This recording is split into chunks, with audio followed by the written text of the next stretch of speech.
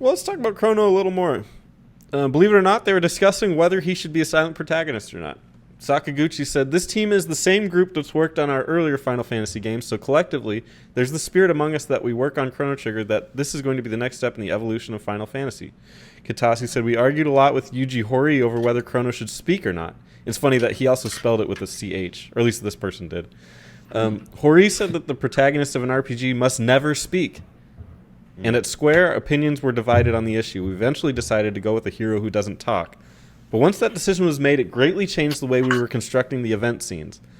Aoki said, "Yep, Chrono can't just jump into a conversation now. It lends a different mood to things compared to our previous games." Tokita said, "I think both approaches have their merits. When you choose to make the protagonist speak, just by doing that, you've given him a definite personality." Aoki said, "And that causes the player to take a stance on whether he likes or dislikes this hero.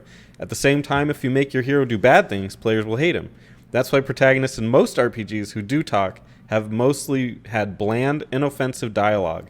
From that perspective, I think there's a definite advantage in having a protagonist who does not speak at all." Kitase finished, "Definitely, it's a fact that by having the hero not speak, the player can more easily get invested in the game. That was part of the thinking behind our decision." Silent protagonists, plus or minus? Good or bad? I think it's a little bit too early, personally. Well, I mean, no, let me rephrase that. Silent Protagonist was new to me, growing up, because I'm used to my character speaking, right? I'd played enough games where they had spoke. So it was interesting. I did not understand, at the time, why he wasn't talking and why the conversation was still going on. It's like he didn't say anything, but Luca's acting like he's talking, and I'm just like, this doesn't make sense. I get it now, but I could have sworn Chrono has, like, on an ending, he says like two things, right? Or he has like two lines of dialogue where he says something. He might, and I just forgot. It's just entirely after the game is over, but it's kind of one of those things where I'm okay that he doesn't talk because he can. It's so hard to explain. I'm okay with him not talking, and I think it's Sure. okay. I remember you mentioning that gesture when Frog slices open the mouth, and then Chrono looks at him and goes like, "Nice." Like, what would he say there? Nice. Bro, cut that shit. Yeah, great. Be like, dude. I don't know. I don't. I love Yuji Horii. I respect him. I respect the creation of the Dragon Quest series, and I think they're a masterclass in narrative telling. And I love the characters, and I think one of the ways that it shines in Chrono Trigger is that the other characters stand out that much more. I will say, I got this quote about the translation of the game. Hironobu Sakaguchi asked translator Ted Woolsey to localize Chrono Trigger and gave him roughly 30 days to work. Lacking the help of a modern translation team, he memorized scenarios and looked at the drafts of commercial players' guides to put dialogue in context. And later he said he wished he had like 2.5 months to do it instead, but he was still happy with the end result.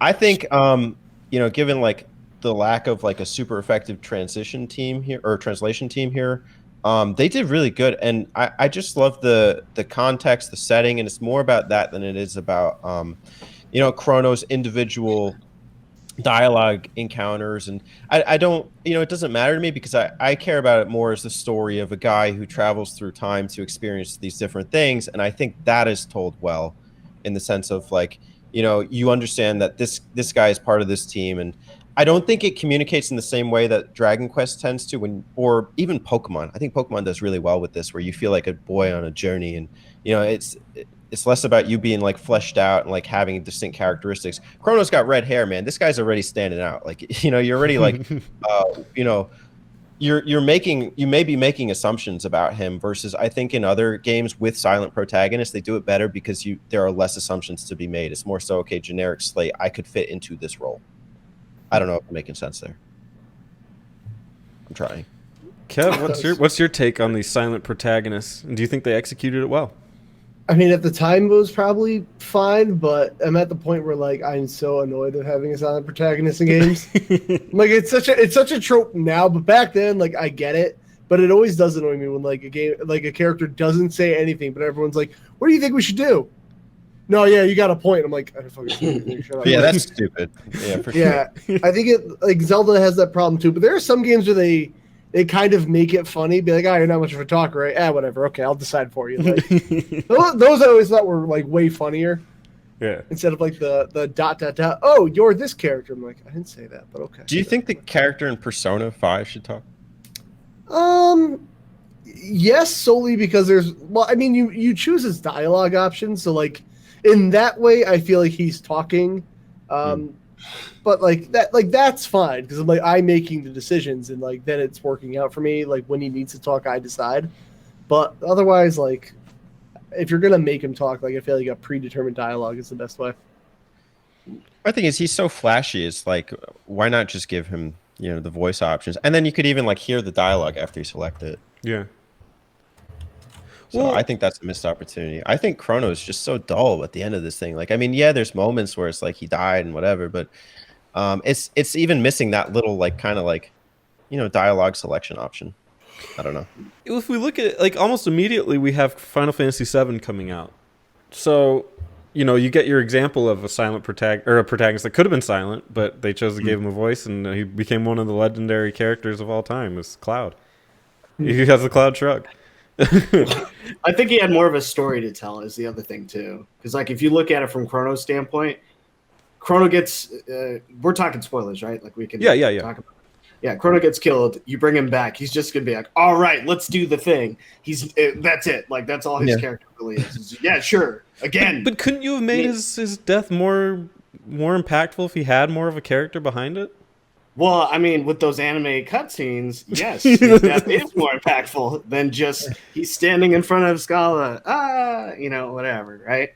But at the same time, though, the character is made up of the things around him, right? Like their past and all that stuff. Like, there's not even really any exposition into the relationship with his family.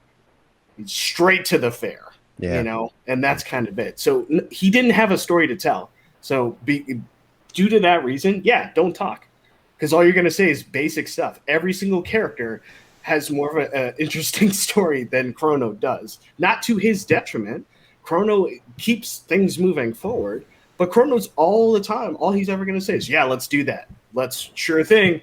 Man, you really split that mountain open. Who thumbs up? No, he didn't even thumbs up. He nodded. You split a mountain open. And he goes, yeah. That's what cool guys do, man. Excuse me? How did you do this? You were gonna give up? What are you doing, Frog? There's so many things at that. Chrono's like, I trained you well. Right? I'll take credit for that. I made that sword back for you. That's what I would have done. Yeah. So I kind of feel like if the character doesn't have anything to contribute, it's fine anyway. And he didn't have anything to contribute. Yeah. So I agree with that. Interesting.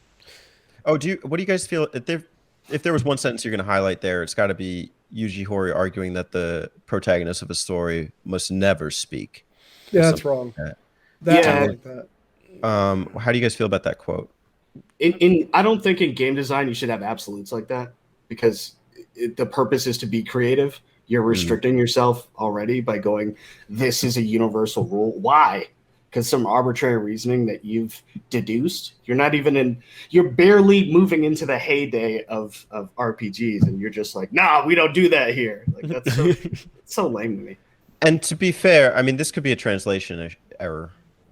Like it might not be never, but it might not be must never. But yeah, I mean, to the point of arguing against that, obviously the absolutes, like otherwise, if you would never play with the genre, you never have these things. I mean, it's not the norm for me that the protagonist in an RPG speaks. Of the ones I've played, they tend to be silent. But coming from his background, I think he understands why, in his cases, it wouldn't have worked as well. I like that the story kind of falls on you by not speaking, and so it helps you internalize that perspective. But I understand too that sometimes it would just be better to give the damn character a voice. Yeah, well, clearly we're at Dragon Quest XI, and he don't speak. So Yuji Horii has a rule. He has not changed his mind on that one. But no, I agree with you. I think I like another comment on here that it says, That's why protagonists in most RPGs who do talk have mostly had bland, inoffensive dialogue. Kind of like what JD was saying. He's like, let's go. Like, we'll do it. Well, okay. I think if you're going to add dialogue to your main character, you better make it good. Because that's the character that the person's going to identify with. And if you if you do great, you have Cloud. Who, I mean, you could argue good or bad, whatever, but at least he's iconic and has, a coolness about him. Or you could go the Tidus route. Or at least in my opinion, I don't like him. Tidus speaks very well, thank you. But, like, it's Man weird of to be culture. like, yeah, I mean, he's fine, but, like, isn't it weird to be like, I am the grandest hero in the world. I have saved this world from it. And my default, like, expression is, like, he just, nothing, like, this grand hero has never once spoken to the people he saves. He's just been like, so, like, that's too much. Like, how can you have, like, a grand hero that has no personality, Like, to me, it's weird. Are you interpolating Chrono as that hero? Kind of, yeah. He just seems like when to me, when characters don't talk and the characters, like, don't recognize he doesn't talk, it just seems like, hey, here's this dipshit that saved the world, I guess, like, and he just seems like an idiot who just fell into this, like, role, like, I guess I'm saving the world, all right, then, like, like, I feel like a hero has to have some kind of, like, gusto to him. Well, I don't believe that he didn't talk with his party at any point. He's a young boy, and so in that sense, I don't look at him as, like, that kind of archetype, super machismo guy, even though he's super built in the cutscenes. 13 years old like that? Nah, you can't do that. However old he is, I don't care. It's ridiculous. But I also agree in the sense that there was conversation missing. Like, it's just not present. And so if there was to be a flaw for Chrono Trigger, I would say that Chrono's just not fleshed out. He's he could be more personable, let's just say, rather than, his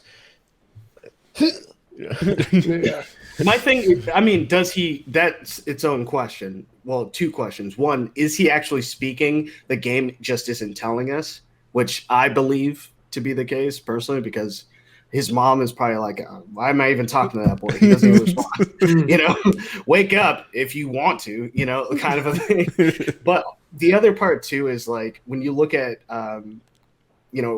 Chrono and how he's supposed to relate to the player or whatnot, I think it might not be a negative to be like, he's not fleshed out, therefore, that's maybe a detriment to the character or to the game. He's not fleshed out because he's supposed to be the avatar. I could see it sort of going that way, but I'm still going to fall back on, if he doesn't have anything interesting to say, him being silent is fine, kind of a thing. I think I wish they talked more about that, going, he actually does talk. We just didn't care to have the player know about it because we wanted to preserve immersion or something like that. I don't know. Yeah, it's almost like an evasive maneuver to just make sure that people, don't attribute negative feelings to him. Yeah, have your cake and eat it too. The Abyss syndrome or something. Mm-hmm. What if Chrono's like a big douchebag? What if his voice doesn't match? Okay, guys. I got an idea, guys. Nice tripod, but I could have sliced it in half, in quarters. He's just one-upping Frog. He's like, let me see that sword real quick.